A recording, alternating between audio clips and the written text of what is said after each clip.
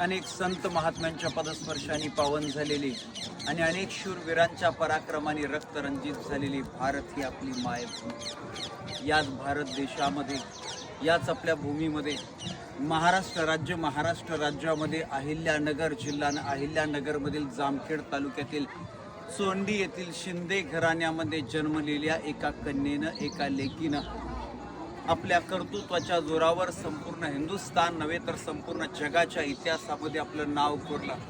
त्या म्हणजे पुण्यश्लोक अहिल्यादेवी होळकर। होळकरांची राजधानी इंदोर आणि इंदोरवरून महेश्वर नर्मदा नदीच्या तीरावर आपली राजधानी स्थलांतरित केली। ती महाराणी होळकरांच्या घराण्यातील अत्यंत कर्तृत्ववान स्त्री पुण्यश्लोक अहिल्यादेवी होळकर। आणि ही राजधानी बदलवली ती नर्मदा नदीच्या तीरावर महेश्वर। आणि हा महेश्वरचा अप्रतिम इतिहासाचा वारसदार असणारा हा संपूर्ण राजवाडा। आणि हा राजवाडा किती सुंदर आहे पहा, किती सुंदरसं बांधकाम आणि आजही किती भक्कम आहे।